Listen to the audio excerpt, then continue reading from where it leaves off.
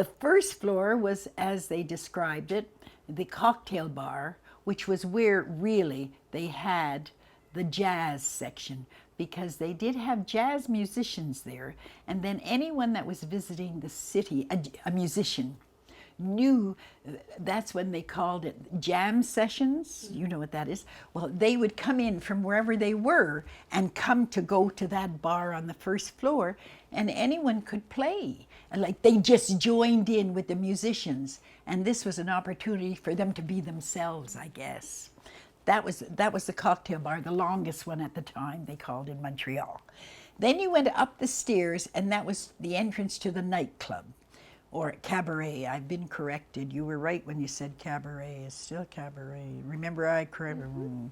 But anyways, so you had this second floor, which was where Mr. Rockhead was, and the number of tables. You see, I don't know details. And then there was a raised stage for the entertainment. The musicians were there, and the entertainment was there. And then you went along a passageway here to go upstairs. This is the third floor, and up there you had bars, like another bar that you would sit at. But there was a hole in the ceiling. It's an awful way to describe it, but it was a mezzanine, and you had tables all the way around.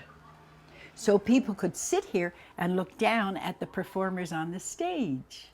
So that's the 3 floors. And in the back of the third floor was where the chef, this man, Mr. Stump, had his kitchen, where he specialized in chicken. Okay.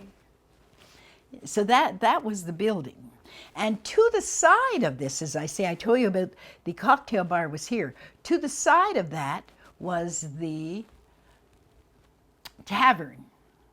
It's interesting. You see how the 2 people waiting to cross the street to go there? And the cars. And the cab, I guess. Yeah, you see it there? Interesting. Now, when I mentioned, Yeah, go ahead. okay.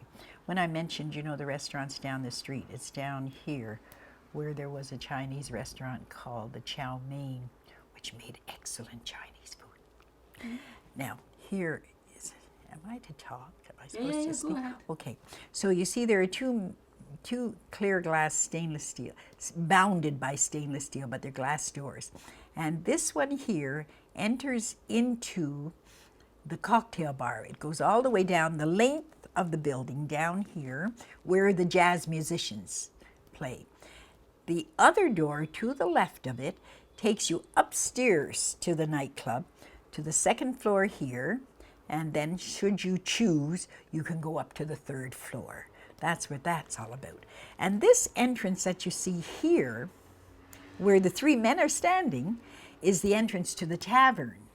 And you enter here, and he failed to show it, but right around here somewhere is a side entrance where Mr. Rockhead was famous for sitting outside on the sidewalk right here in the entrance to the tavern.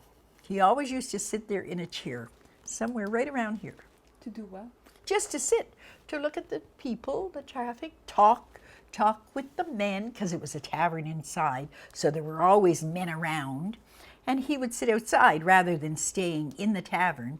He would sit outside on the sidewalk, and everyone that passed spoke, and that's what he did in the daytime, you see, until he went upstairs, had his rest for the nighttime.